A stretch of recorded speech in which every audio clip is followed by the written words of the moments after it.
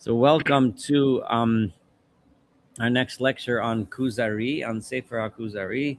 We are in the Ma'amar Hasheni, or the second essay. We are about to read um, we read the question 59 last time, but I'll read it again because it leads off into 60. So it's paragraph 59.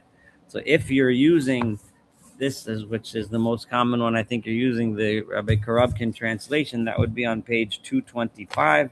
And once again, I'm using the Michael Schwartz Hebrew translation. And you may have another translation, but either way, that's where we're up to, and follow inside. So if you remember, in 58, paragraph 58, the Chaver, the rabbi, gave a reference to the idea of the special mitzvah of tzorat, of leprosy, and how the Kohanim, how the priests had a special wisdom to know when this is truly a leprosy and not. And he talked about then how and the Chaver was painting a picture of how God's presence, his punishment for our bad deeds, reward for our good deeds, was so much more prevalent and so much more tangible in the lives of people during the old days, the days when we had the Shekhinah residing among us. And he mentioned Sarat as an example of something that we can't experience today, but we were able to experience back then. If a person strayed off the path, and in that case, usually it was by saying bad things about others, lashon hara, then he would immediately physically have a defect which would cause this disease. So the Chazar King asks him to elaborate in paragraph 59. And he says, Amar Kuzari, the Chazar King says, Hayesh locha bazos dvarim mishachneim sheyikarvu zos. Can you have something? Can you explain this to me? Because anyone that reads the parsha of Tzorat, of leprosy in the Torah, is if you're a thinking person, you're going to be scratching your head, like, what in the world is this about? What does this come from? What is it about? So the Chazar King wants to know what the deal is. Now, remember this idea that Rabbi Yehuda Halevi is proposing, right? Is an idea that's entrenched in Jewish philosophy. This idea that during that time, the connection between spiritual and physical was much more tangible, much more close, and people felt it in this way. And therefore he explains certain things like leprosy and other things which we're going to see as we learn tonight, and we saw earlier last week, based on these very kind of spiritual like explanations. I pointed out that this is very different from the rationalist explanation, which would explain Tzarad in a very different way, which, and something like the Rambam, who specifically chooses to explain all of the mitzvot in a much more rationalistic way. But we're learning the Kuzari, so let's do chapter 60 now, paragraph 60. So Amar Chaver. So the Chaver answers him an explanation for Tzorat, an explanation for leprosy as follows. Kvar amarti l'cha, I've already told you, she'ein yachas bein hasicholim shalanu lebein hadavar Elohi. There is no comparison between what our minds can comprehend and this special intellect, which is this godly intellect. V'roi lanu shalo nish'af l'namek pigoyim me'ein ela. And it's best for us not to try and investigate and figure out the reasons for the mitzvot. Okay, so this is directly in contrast to Maimonides, right? And this is the idea that trying to figure out the reasons for the mitzvot is something we really shouldn't even do in the first place, right? God gave us the mitzvot, and we keep them because he told us to do them, and they have spiritual consequences and spiritual meanings that are beyond the human capability to understand. Ulam, however, lachar she'ani misnatzel v'kovea she'enani posek shekach hadavar. After I'm going to ask forgiveness from God, right? I'm going to beg forgiveness from God, and I'm going to try to explain it, right? Anyway, right? And I'll admit that it's not really the whole reason. There's some spiritual reason beyond which that I can't understand or can't explain. which is clearly one way of explaining Torah. You can explain, we don't know these things. God told us to do them. That's why we do them. How they work, what they mean, what we don't know. We do them because God told us to. That is an approach to Torah, right? So Rabbi Yehuda Levi here and the mouth of the Chaver is agreeing that that's true, that we don't know the reason. It is spiritual, it is honest, but I'm still gonna try. Omrani Shem Shema Hatzaras v'Hazivos Kshuras Betumas Hameis. That I have a potential explanation because it might be tied to and might be related to the same thing that causes tuma, that causes impurity when one comes in contact with the dead body. Ki hamaves hu hakilayon hagadol bioser. Death is the ultimate destruction. It's the ultimate end. It's the ultimate lack of something, lack of life, obviously. V'ha'ever hamitzora kamo kemes. And the limb which has the disease, I'm using the term leprosy because people commonly translate mitzorat as leprosy. Whether it actually is leprosy is a whole different ballgame. It's not really relevant to our discussion tonight. I'm just using it because that's the English word that I have, right? So it's like it's dead, right? B'chein hazera hanishchas. The same thing would be true when a semen is wasted because it's something that has life and now it's not contributing to life anymore. The life is gone. Kihu haya ba'al ruach tivis. The person had a spirit of life, a natural spirit of life. And from that semen a human being could have grown. Hashchasaso, so destroying it, no gedes efo es atchuna hamyucheres shel hachayim v'shel haruach. Destroying it, therefore, right, is taking away, it's opposite the whole idea of bringing life. The idea, by the way, this short mention here of the idea of wasting semen, which masturbation, is a much bigger subject than we can really broach right now. If people are interested, we can have. I've done a significant amount of research into the topic, which we could discuss another time. But I'm going to leave it out for now. So just to suffice it to say right now that the idea is taking away life. And we know that in the Torah, a person after he has a seminal emission is tameh for a day, right? He's impure, right? So the same thing, but only people that have a special refined character notice this lack of life and sense it in their person. So what he's positing here is that people of refined spiritual character can sense when there's a spiritual lack in something, can feel it, right? So there's this connection between spirituality and our physical beings. Hamakusheres is the person that is tied into this godly spirit, which we can't really explain in human terms. All right, Linavua Olachalom emes, the person who is attached to prophecy or truthful dreams, right, unto visions and images which can be experienced in this world. There are some people who are so coarse in their lives that they will never become pure from their impurities. Hanisayon melamed, experience teaches, these people, we know from experience, we see that if they touch flowers or they touch special wine, it ruins it. So what the Kuzari, what the Chaver here is explaining is that the spiritual tuma, the spiritual impurities, like literally actually affect physical things. I'm going to give you some examples, stories in a minute. But Rubeinu Nivochem Bekiras Mason, most of us feel this when we're in a cemetery. We feel some form, something is there. We have this, and what we're sensing is this spiritual lack, that these people are unfortunately lack life anymore. And our souls become confused and saddened, right? For a certain period of time, even if we're in a house within which there was a body, a corpse. Gas, but a person who is coarse, he wouldn't be bothered by such things. So what he's saying here is that we actually can sense this spiritual lack and this spiritual impurity is something that a person of any level of holiness, depending on where you are, can actually feel and sense. Obviously, a rationalist would disagree with this, right? Would say that to the extent that we feel mibubal in a cemetery, there's a lot of very psychological reasons why one might feel that way, and the same thing why people feel uneasy when they're confronted with death, right? But according to Rabbi Yehuda Levi, what we're sensing is this spiritual lack, and we're tapping into these spiritual forces.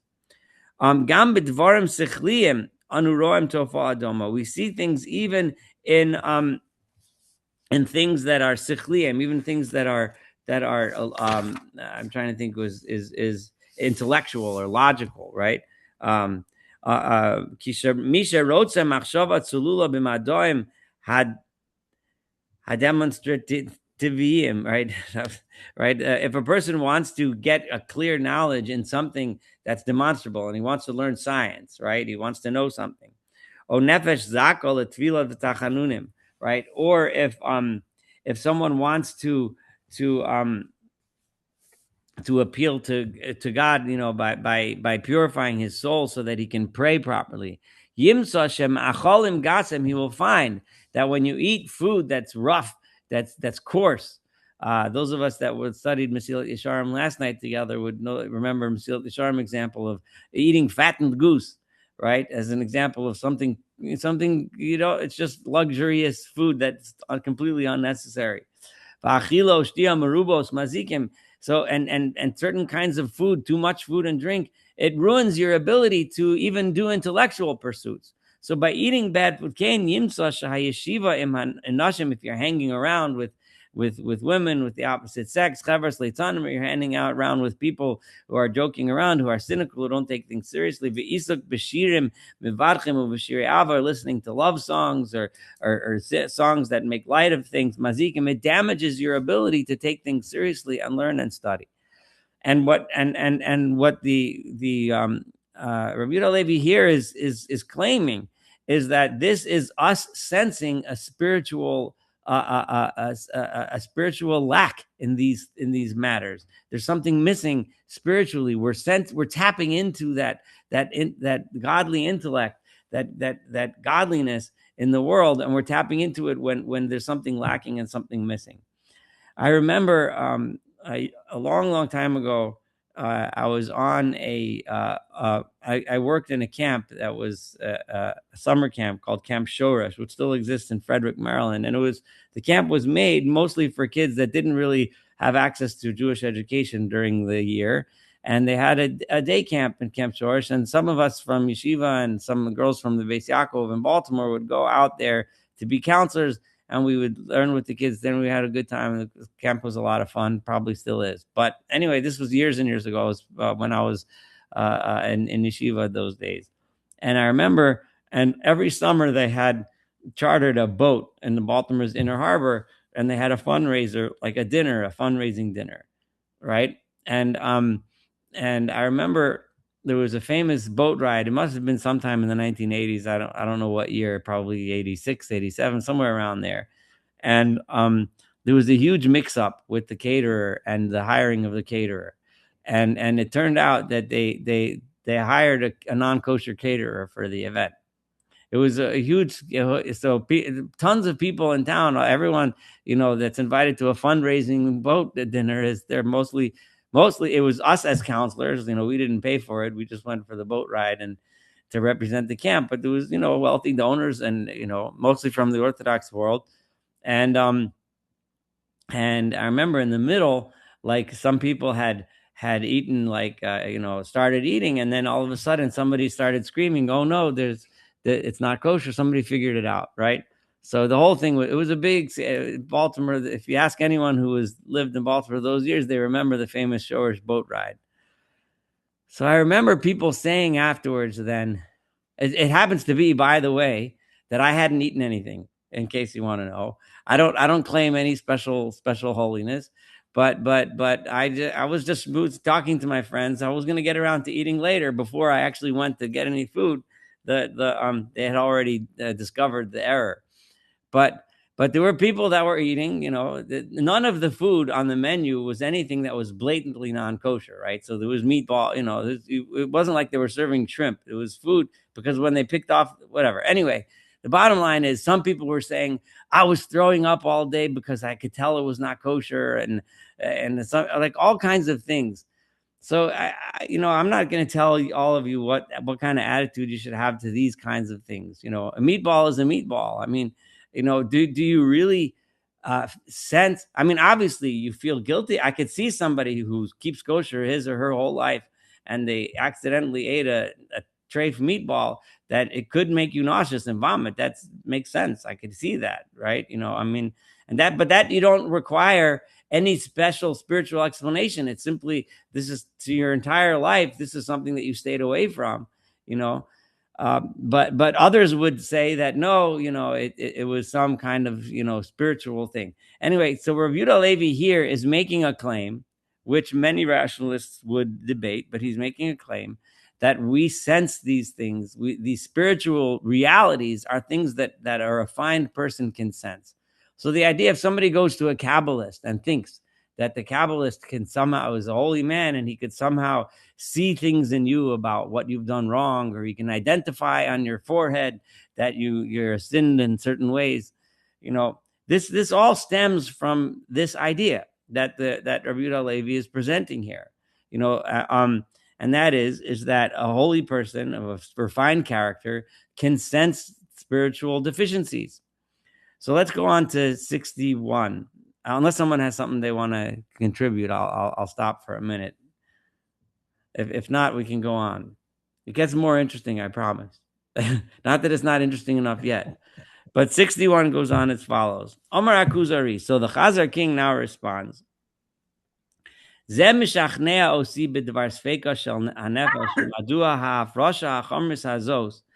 I understand why it is, right? This thing that I've been bothered by for a while. Now I can understand why this physical substance, right? Kolomar hazera, like you mentioned when you were referring to semen, metame, can be something impure, because it doesn't make sense. Afsha kulo ruach, it's completely spiritual. Remember, they thought of the zera as a seed, which was planted in a woman and grew into a human. That's why it's called zera, which means seed, right?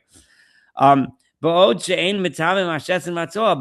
urine and feces is not metame. There is no tuma to urine and feces, right? There is no official. The Torah doesn't have a verse that says that you're tame every time you go to the bathroom, because you're not. And they stink and they smell and they're disgusting and they look disgusting. And they're and there's lots of examples like this. So mud, it might look dirty to you and I, lots of things look yucky, but they're not tame, they're not impure, but semen is. Why? So now I understand, because of the removal of that special life force leaves space for the impurity to come. So now I understand, but I still don't understand. He says, what about tzarat that happens in the clothing or in the house, right? Because remember, the Torah says you can have it not just in your body, but on your property. So Amar Chaver. So the Chaver, the rabbi answers as follows: Kvar amarti l'cha, I've already told you, shehein mitchunoseh hamiyuchados shel hashchina, right?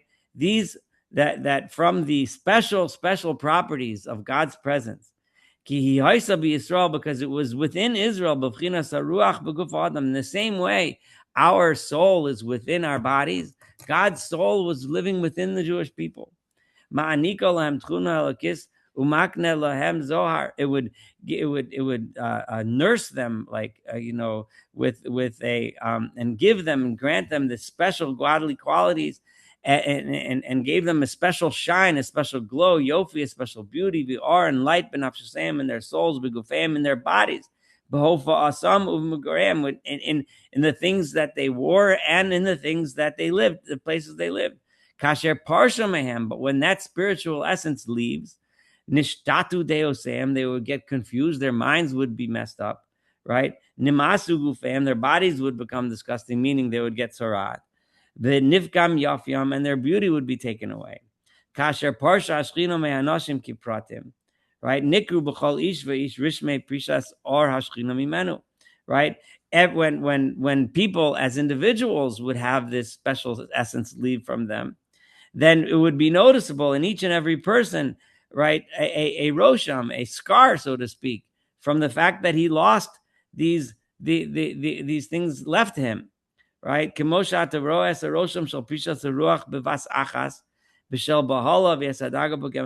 see when a person is very scared or very afraid, right? We see changes in their bodies, right? If a person's depressed, you see changes in their body, right? Ataroy, you see because of the weakness of their spirit, mofim benashim uvenarim. Especially, we see this in women and children. And please, all due respect to the women here, we have to understand the time that he was writing this in. It's not something we would say today, but it's something that was believed widely then. That women and children are because they are weak of spirit and so on, right? And they get black and blue marks just from going out at night when they're scared. They get bruises. And they assume that this comes from demons, right? I could think of other demons that wander around the streets at night, but probably not spiritual kinds. But anyway, yesh shepogos baguf uvanefesh machlos shekosha lahachlim. Man, and some people get so sick that you can't even they have difficulty getting cured. Even just from seeing a corpse, you can get physically ill. So Amar Kuzari, so says so the Chazar king, Roani, so I see Shebetoraschem in your Torah. Now he's about to make a claim, right? Which he's going to lead into in 63. He's going to lead into. I'm going to give a tiny little introduction here, but I see there's a question before I do this. Just a quick question. Yeah. What was put on the table, though, I still don't understand the spiritual leprosy in houses and clothing. What does this have to do with the question that was pending from the Kuzari? That's a good question. I'm not 100% sure. I think he's saying that the divine presence was among not just the people, but in everything that surrounded them. Their clothes, their houses, and when the spirit leaves, just like it leaves the semen, it also leaves their houses, it leaves their clothing, and leaves this rosham, this scar, which presents itself as leprosy. So the Chazar kings asked. I was going to give an introduction. So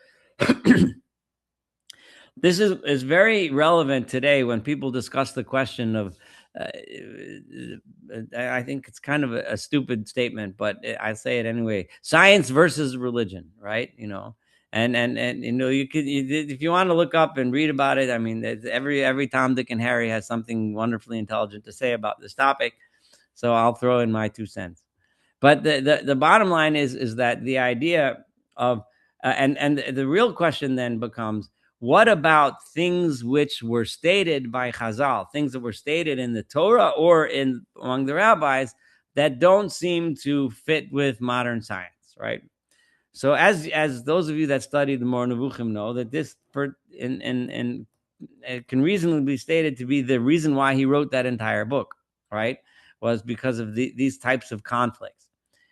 But the question then becomes is when Chazal made statements, when the rabbis made statements, or when there's statements that are that touch upon scientific issues within the Torah. And when I say Torah, I mean in its broadest sense, our Torah, our tradition, everything, right? Where does that knowledge come from, right? Do they know something special? Did they have a special access to truth? Right, so that when they made this statements about things that aren't necessarily directly related to the Torah. So, for example, if they said a certain animal lives a certain way, or whatever, they made observations about science. Where does that knowledge come from? So this is So there's two basic ways to understand it, and what we're about to learn here in the Kuzari is one of those ways, right? So one of those ways to understand it is Chazal. The rabbis had Ruach HaKodesh, or they had a special Holy Spirit, right? They had access to godly knowledge. So when they said something, they were right? And then how do you reconcile that if science tells you today that they're not right? Okay, so you have all kinds of approaches to try to reconcile. How could it be that Chazal can say, for example, that the rabbis say that fleas spontaneously generate, right? Well, nowadays we know that fleas don't spontaneously generate, right? They come from eggs, the tiny eggs that they couldn't see back then, but we can see them now in a microscope, right? So how does that work? So there's various answers that people that take that approach try to give. Well, maybe science is wrong, or maybe they didn't catch it. So that's one thing. But then there are those who say that the knowledge, when Chazal state things that are scientific in nature, what they're stating is not anything that comes from special spiritual knowledge, but is something that they understood based on what they learned in the world that they lived in. From the people, that's what people thought then. People that wrote about nature then thought that there was spontaneous generation of fleas, but now we know otherwise, and that brings up its own long list of difficult theological problems, which we're not going to get into here. What I am going to get into here is what the Kuzari is about to say is the origins of this whole debate, right? The origins of this whole debate is really Rabbi Yehuda Halevi and what we're about to learn. So this is a very important thing when it comes to this topic. For those that are interested in this topic, this is the bottom line basic. This is where the most important Jewish philosopher presents his point of view, right, of how to look at Chazal, versus the Maimonidean point of view and how he looks at the way. And I'm going to read to you a few selections from Rambam just so that you see the contrast directly. But we're about to learn Rabbi Yehuda Halevi's approach. Let's see it. And then at home tonight, your homework assignments are going to be to think about the ramifications of what he's saying. And does this speak to you? And do you realize how much impact this idea that he's about to give us it has and has had in this arena, which has caused so much controversy over the ages, especially in modern times.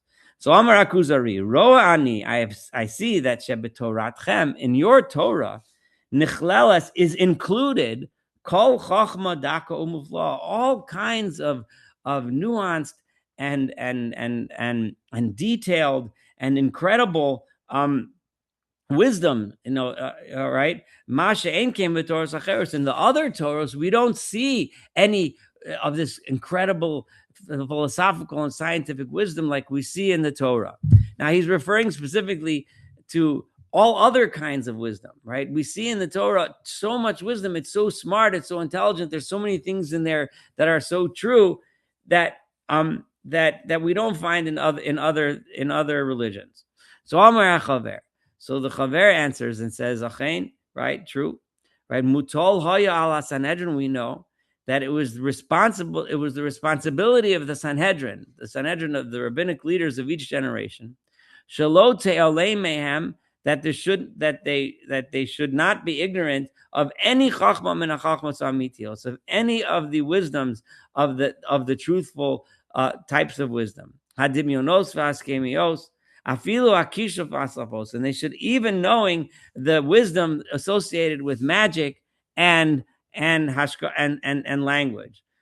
This would seem to indicate that Rabbi Yehuda Halevi was of those who believed that magic is an actual wisdom, right? As opposed, which is true, like Nachmanides proposed that as well.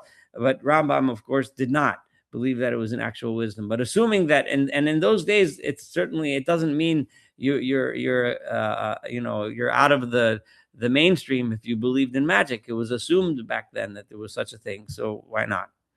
How is it possible to find 70 educated elders if it's not the case that everyone was familiar with these special wisdoms? It was widespread among the nation. It was widespread so that they were always able to pick 70 people to maybe who were the smartest and the best and most educated, right? But you don't pull 70 people out of an uneducated population, right? Right, you can have a fancy university in a country where lots of people go to regular universities. Lots of people, in a country that's literate, right? You're going to have a university for the elite. In a country that's illiterate, where nobody knows how to read, it's highly unlikely that it's going to be a leading university there, right? So the same thing, right? And when one of the Zakenim died, they would immediately find another one to take his place. V'ketzad lo yekach. How could it possibly be otherwise? So hare kol hachachmos drusas b'Torah, because it's necessary to understand Torah. It's necessary to know all of the sciences, right? Hachachmos ativios, for example, knowing the natural science. Mehen drusas b'chaklo. Some of them you need for farming. The Torah tells us not to do kilayim, mixed kinds. So how do you do that if you don't know how to identify different species of plants? How do you identify which trees are young, or you need to know these things. You need to be able to know basic botany, right? So that you believe each one appropriate according to its type without mixing it with others. Yesh chachma daka, right? There's even more detailed, like kusemes l'mashal. If you want to know about kusemes, which is a type of grain, is it a type of barley or is it a type of spelt, right? From the wheat family, right? Because you're trying to figure out what's chametz on Pesach, right? You need to understand what is this grain. V'hakruves mimin hakruv, and it's some kind of cabbage or something. V'hakores kochos, v'hakaras kochos sharashem, and being able to know the difference between the root structures of each thing. Umidas hamashchusam bo'adama, and how much that they draw from the ground.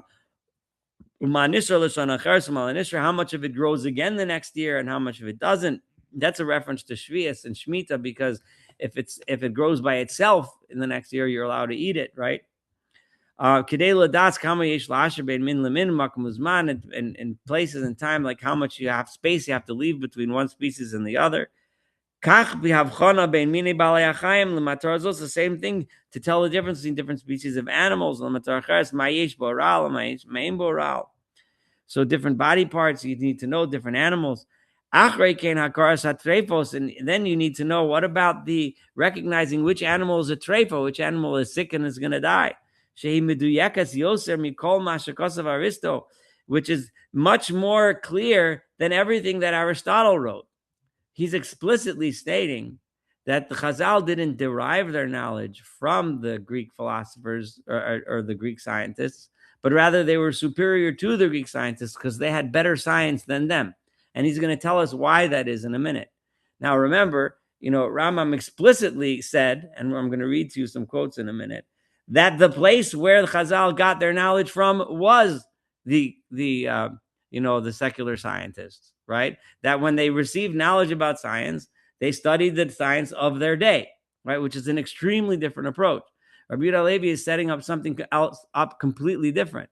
He's setting up a world in which Chazal have better scientific knowledge than the current scientists of their day. And remember, when Rabbi Yehuda Levi is quoting Aristotle, to him, that's the height of science of his day, as it remained for the next few hundred years, right, until the scientific revolution, right? So, the little bit that's left to us from this knowledge, I want to see for a minute. Give me a second.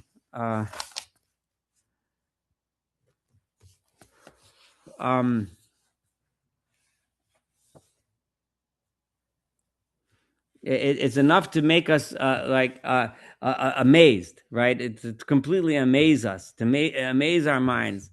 Now he's hinting here another idea which is very prevalent to this day in many circles of Jewish thought, that the knowledge of science that Chazal had was superior to that which we have. In other words, we are amazed by the knowledge that they have because we don't even have anything close to it.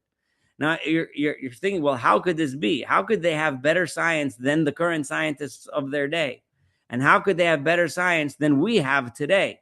So the answer is, you're probably thinking what it's going to be, but we're going to get there. Okay. So recognizing which types of blemishes on the body which would make a Kohen, a priest, not allowed to serve in the Beit HaMikdash, and the blemishes on animals that make them not kosher to be a sacrifice. Bein mini hazivos shel hagever, to telling the difference between the various types of discharge of a male, whether or not he's tameh, and the same thing of a woman, whether or not she's impure. Uvekamus machzori anidus, and how these different cycles of bleeding in a woman make her anida or not anida, the different types. Ubeprate zos yesh chachmos she'ein basar v'dam, and here's the kicker here. Okay, there are wisdoms, right, that the Chazal had access to, which a human being is not misugal adas, is not capable of knowing, just simply by his own intellect, without God's influence, without God's help, without, So in other words, the Chachamim knew this science, which was better than the scientists of their day. And it was better than the science of today. And it's better than any science that any human being will ever come up with. Okay? Because unless you have the special prophecy. Now, and I know there's a lot to say, but I want to finish this paragraph because he's going to get even stronger. I want you to hear what he's saying, okay? And I want you to think about the potential ramifications for this idea that he's proposing. And I can all right? Same thing when it comes to understanding the wisdom of the spheres. Remember the spheres that all the stars are embedded in, that rotate around in the skies. In other words, what we would call today astronomy, right? And the paths of the stars. Sha'ibor, understanding when you're supposed to make a year have an extra month, was necessary to understand the pathways of the stars and the moon and the sun and everything. And we know very well how incredible the laws and the ideas that related to the wisdom necessary to calculate the Ibor. And that which was set for special for our nation, for this nation, which might be weak in human terms, in physical nature, because at the time he was writing this, Jewish people were very weak, right? But they were very strong in their spiritual form. How could it not be this way? He built him Murgeshes ben Umas B'Shel Miuta Shiflusa Ufizura, right? It's we can hardly even sense this nation among the other nations because we're so small, right? But that which is left to us from the special godly Torah, Masdir Osam. In other words, how could we have this wisdom? It could only be from God, right? Masdir Osam Beseder HaMa'achid Osam. He sets us up in a way that brings all of us together. One of the most incredible things is Ha'ibor, right? Is the science of Ibor, the science of making leap years. Al-pi ha'ikronos ha'misurim mi beis David, which were handed down from the house of David, bidvar tkufas alavana, and regarding the periods of the moon, v'lo ishtabshu mi ze elef u'me'as bashanim, and for hundreds and thousands of years this hasn't changed. Ba basha shehishtabshu tzapiot tatzpioseim shalatzofim barkochavim, at a time when everyone else was mixed up and confused about looking in the stars and calculating them, Bnei Yavan, including the Greeks and others. And they constantly have to change and argue over their calendars. Remember, Yehuda Levi is talking in a time when there's a Julian calendar, a Gregorian calendar. Everyone's arguing a year is 365 and 1/4, 0.62 days and 0.75 days, and we have to add 1 year every 10 years, and so on and so forth, 1 day every, etc. But we had it straight, right, the whole time. All right, right? However, this remains straight. Our calendar still works because it is attached to prophecy. So here he is directly saying that the wisdom, the astronomical wisdom in this case, but he's referring to all the different wisdoms we referred to that Chazal had, come from nevuah, come from prophecy. Or at least related to prophecy. They come from God. If there was even a tiny little mistake, right? Everything would all be messed up, right? And the difference that we would measure between the new moon and when the new moon is seen would be dramatically off. And certainly they knew about the cycles of the sun, and about other stars. And then he's going to end this paragraph. And I promise, I know that people probably have what to say. I know they see at least one hand up, but but let me finish this paragraph. I want to quote a few things after that, just for contrast purposes, and then we can open the floor. When it comes to the wisdom of music, the science of music,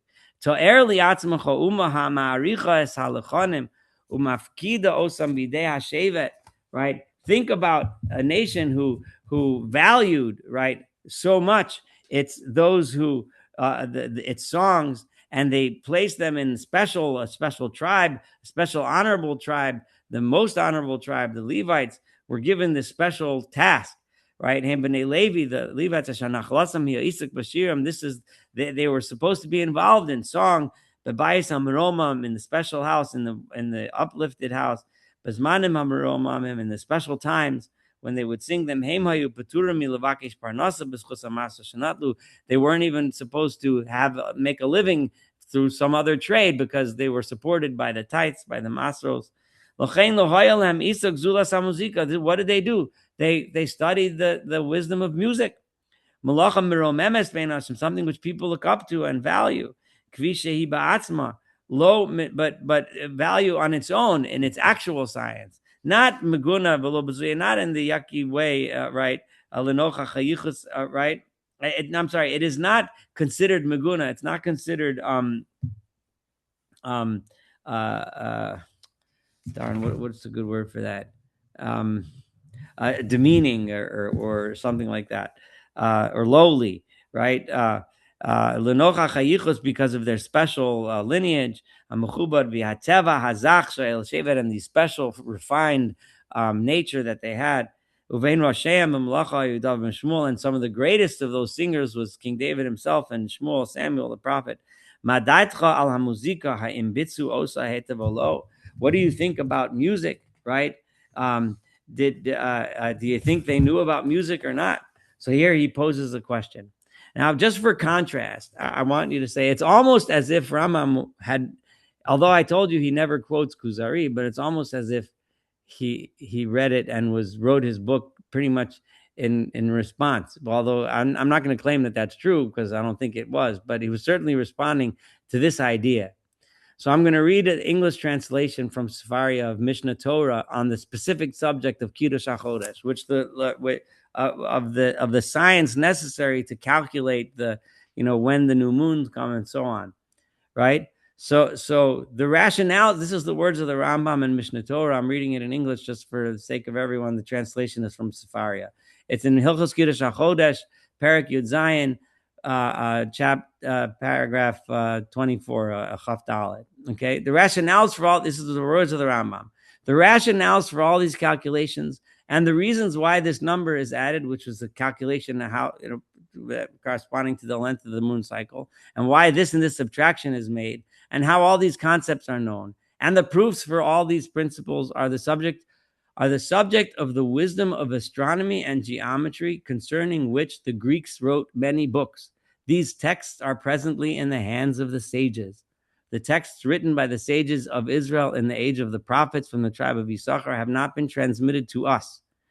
Nevertheless, since these concepts can be proven in an unshakable manner, in other words, we can measure the length of the moon. So therefore, leaving no room for question, the identity of the author, in other words, even though we're learning them from the Greeks, they're telling us knowledge which we know is true because scientific measurements prove them to be true, be he a prophet or a Gentile, is of no concern, right? If somebody writes a scientific treatise that explains the cycle of the moon, so you can learn from him the cycle of the moon, right? For a matter whose rationale has been revealed and proven truthful in an unshakable manner. In other words, he's referring to modern science, something that rationally has been proven to be true. We do not rely on the personal authority of an individual who made these statements. In other words, you don't say, oh, he's just a Gentile, oh, he's just a Greek, right? Or, oh, you have to listen to him because he's a prophet. Also, if he says something that's demonstrably not true, then it's not true. But on the proofs he presented and the reasons he made known. In other words, you evaluate the science and go where the science goes. So he specifically, like literally specifically contradicted, right, the statements that famously we studied together in Mor Nevuchim, part 3, chapter 14. these are the words of the Rambam, you must not expect that everything our sages say respecting astronomical matters should agree with observation. For mathematics were not fully developed in those days, and their statements were not based on the authority of the prophets, but on the knowledge which they either themselves possessed or derived from contemporary men of science. But I will not, on that account, denounce what they say correctly in accordance with real facts. So the same thing goes, they said things that are true, and so on. So there's many such places in the Rambam, but I'm bringing this up to show a contrast between two very, very different approaches and understandings to the origin of the scientific knowledge that is found in Chazal. The Rambam, who very, very clearly argues both in Mishnah Torah and in Mor Nevuchim and on many other places, I just chose for you some of the most explicit ones, that it is absolutely not through prophecy that they had this information, and it absolutely is from the scientists of the day. And Rambam would clearly agree, just like he said, if someone else comes along and shows you something else to be true, in other words, if science advances and we learn new things, right, then you believe that because that's true, because it's been shown and proven to be true. Whereas Rabbi Yehuda Halevi is saying no, right? Well, a human being will never be able to reach the ability of understanding what Chazal wisdom was, because their understanding came from prophecy. It came from the special holiness of God, and therefore that knowledge is rock solid, to put it mildly. Now that's rock as in God being Tzur Yisrael, being the rock of Israel, or the rock of ages, or whatever. Anyway, so I want now. I mean, it's a very hot topic, especially in the last century or two, and but I want you to see, now we see very clearly these very, very, very two different approaches. Now that those of us that studied Rambam with me have now seen it in both, and those that have hadn't, I've read you some selections for you to take thought about. So now I'll open the floor up for questions and comments.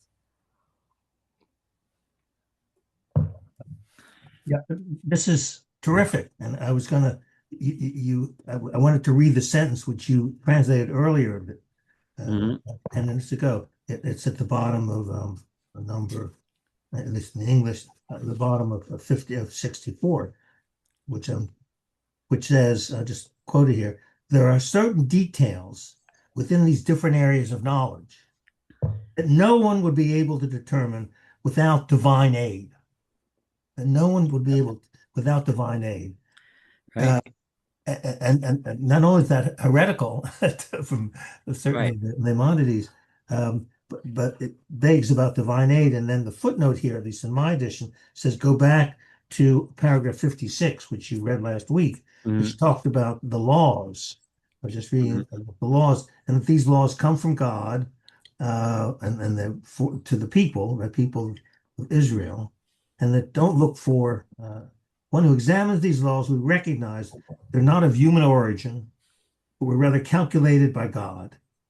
He did not do that for any other nation, did not inform them of his ordinances. So the idea that the laws don't have to make any sense either, you shouldn't question. Yeah. So no, you bring up, so there's really, I think there's 3 points that we studied this week together. One, the last point you just made, that the Kuzari teaches that ultimately we can't know or understand the real reasons for the mitzvot. In fact, we shouldn't, right? He even had to ask forgiveness from God for even attempting to come up with a reason, right? Because it's in his philosophy, right? It's like a chutzpah. It's like it's audacious to claim that the spiritual reasons for the mitzvot, right? That was one claim that he made, right? Which has had extraordinary amount of influence in Judaism, right? The second one was that the spirituality, right? This like that if a person has a heightened sense of spirituality, you can sense it, you could feel it, like there's something real. It's like a Geiger counter that you wave over something, and you can measure the radioactivity of an area by if you have the right meters in your brain, right? So and that idea that a spiritual person can sense sin or lack of spirituality, that's a claim that he made that also has had a tremendous amount of influence in Judaism. And then the third idea that is that the wisdom of Chazal comes from Nevuah, comes from prophecy, and therefore it exceeds in its authority any wisdom that comes from a human being, right? And so these are extraordinarily bold claims, and he was saying this in an environment where there were many, many, many rationalist Jewish philosophers. The Rambam, key among them, although the Rambam was almost 100 years later, but still from that time period, right? Who would have very much disagreed with him. So he was boldly striking out a path in Judaism, striking out on a path in Judaism, which had a tremendous amount of influence in the development of Judaism in the future, and the way people think. And I would challenge you. I mean, if you walk around Shul next Shabbos, or a bunch of Jews, especially a bunch of Orthodox Jews, you'll find these two ways of thought still clicking and clacking against each other, and still see people yelling at each other about it. And to me, I mean, it's not a secret that my own personal proclivities lean much more to the rationalist side. But that doesn't mean that I don't try my hardest to appreciate, understand, and realize this entire approach and how important it is, and how it's developed in Judaism, and the impact and influence that it has had. So we really need to see these things, and we need to absorb. If we want to understand what's going on around us, if we want to be a level above the people that just scream and yell at each other, and try to understand where these things come from, then you need to refer back to these two books, okay? Because this is really where all this comes from. Anyway, we could and probably should stop here, but I promise you it's going to get even more interesting. But if we still have a few more minutes, so go ahead, Jack. I wanted to ask if the rationalists of his era, not Maimonides, but are there any writings that argued against what he was saying? Do we have any writings that might have argued to the contrary of what you've just read to us? That explicitly argued on what the Kuzari said? Yeah. There are many other rationalist philosophers. I was thinking, but the I mean, I'm talking about of that time in his area where he was. The rationalists existed in his time. I have to look up exactly what year he lived in. There wasn't a book that was written that I'm aware of, at least specifically from a rationalist perspective, to refute Rabbi Halevi. That's what I'm looking for. Right. I mean, I'm not later on. There's been plenty of debates back and forth, but it's there were other rationalist philosophers in this time. I'll have to give a list. What I'm thinking about doing, and this we have to discuss this more. We got a long time till we finish Kuzari. We got probably a good 2-3 years left to go. But God willing, a couple years from now, we need to decide what to do next, right? So there's a long list of basic Jewish philosophical works. These two are probably, if I had to pick the two most influential, I would pick the one that we studied together for a few years, and the one we're studying now, the Mor Nevuchim and the Kuzari. But there's a lot of others. There's Chastai Kreskas, there's Rabbeinu Sadia Gaon, there's Gersonides or Al-Bag. This is a little later period, but still extremely important. Both from the rationalist perspectives and non-rationalist. We there's tons of material. But Chovos Halavavos is another one, which is really a book on building your character traits, but it touches a lot on philosophy too. And he was, to a somewhat of a significant degree, a rationalist, maybe not exactly Maimonidean, but a little bit more in the rationalist camp. What was his book? Duties of the Heart is what it's called. Duties of the Heart. Yes, right. I've read parts of that. Yeah. Yes. Yeah. Probably seen it around. It's a very basic, very important Jewish book. It's not presented as a book of philosophy, but it is a lot of philosophy in there. And so there's tons of. Roy teaches? What was that? Isn't that what Roy teaches? Oh, is he teaching Chovos Halavavos now? It's 5 minutes a day, so he'll be even slower than us. But. Right, okay, but yeah, no, Chovos Halavavos. If he's already teaching it, then Yeshiva Elimelech, then we should, those of you here in Alabama realize that half the people here are from DC and Yeshivas Elimelech, which I'm affiliated with, and half of you are in Atlanta, which I know from Knesset Israel mostly. But either way, I mean not Atlanta. I'm sorry, Alabama. So yeah, so someone might maybe already teaching there, but these are all books that we really need to study. There's a lot out there, but if I had, I mean, I picked these two as our first ones because I really want to set the stage, because I personally believe that when it comes to these two streams of Judaism, these two really set two very different outlooks and trajectories for where the Jewish mind can go. So where kind of education did Rabbi Halevi have? Because this total belief that everything was prophecy and not from studying and not from learning. What was his education? Mostly it was from his home. They had it. He has in a little a bit of a biography. There's actually, if I can't remember the name, but mostly it was in his home, from his father. There's a Hillel Halkin, I think, wrote a really good biography of Rabbi Yehuda Halevi. If you want to read about his thing, I'm just gonna go back to well, by the way, there was mentioning Jack, Leslie. I'm going to get back to your question, but one of the famous rationalists, right? We know of as from his commentary on the Torah, that Avram ibn Ezra, right? Now, Avram ibn Ezra wrote a famous commentary on the Torah, and he's well known, is generally considered one of the most important rationalist philosophers, right? Interestingly enough, he was very, very close friends with Rabbi Yehuda Halevi. They were very, very close personal friends, and in fact, it took a while for historians to figure this out. But it turns out that Avram ibn Ezra's son was Shmuel ibn Ezra, married Rabbi Yehuda Halevi's daughter. I think I might have this wrong, but I'm pretty sure there was marriage in there between. I'm pretty sure. I might have it a little wrong, but something like that. Fascinatingly, Shmuel ibn Ezra, right, who was Avram ibn Ezra's son, accompanied Rabbi Yehuda Halevi on his aliyah to Israel. He went with him. If you remember from the history that I gave in the beginning.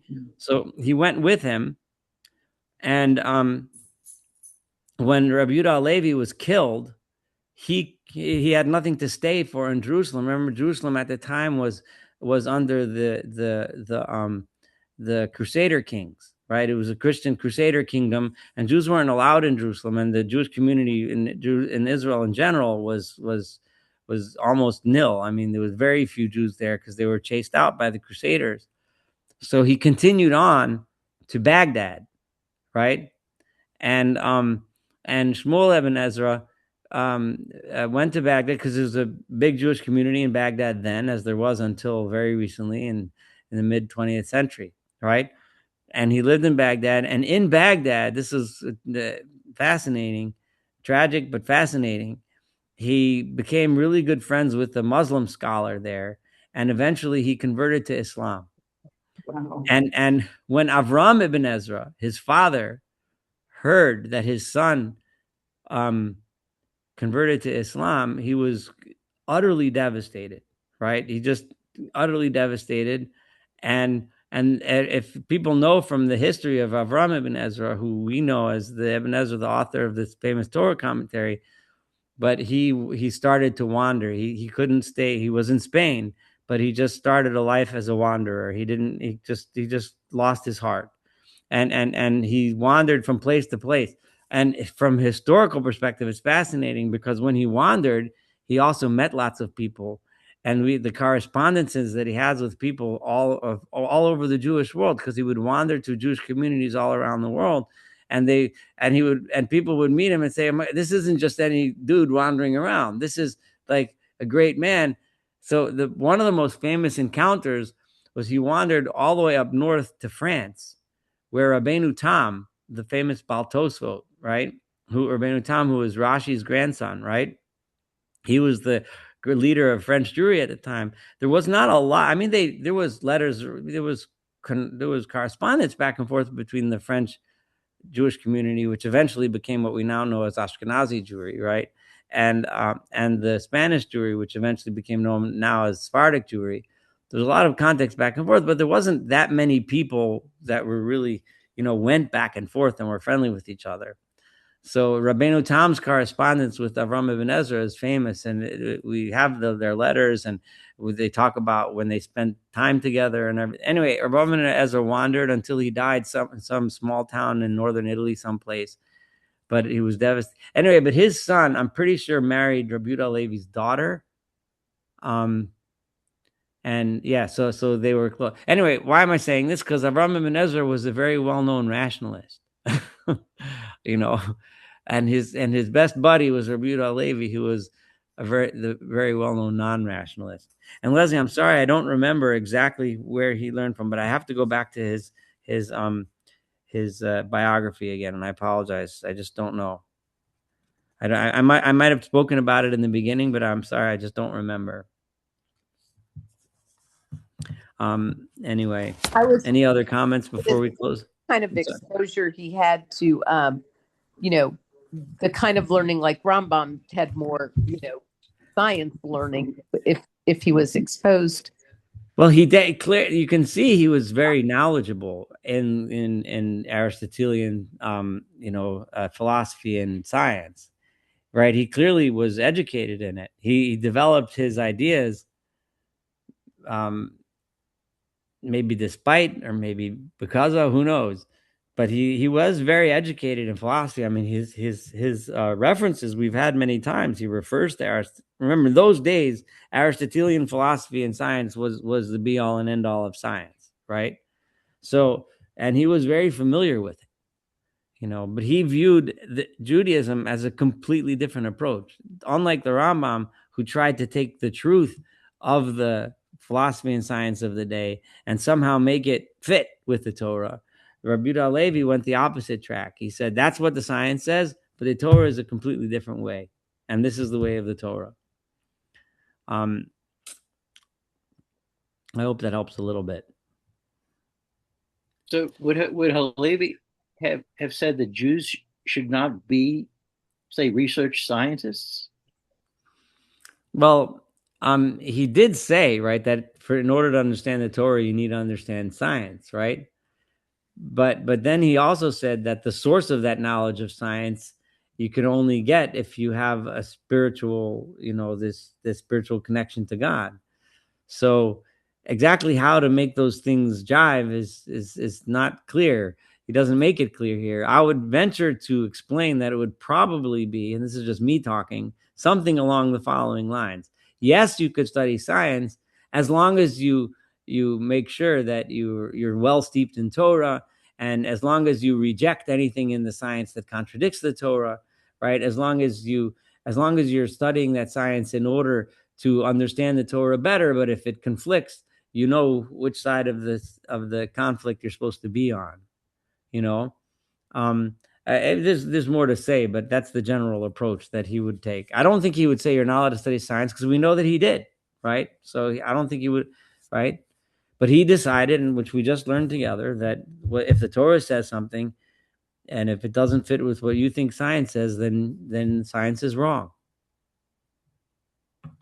That's what he said. I mean, you read it, I read it, it was there, right?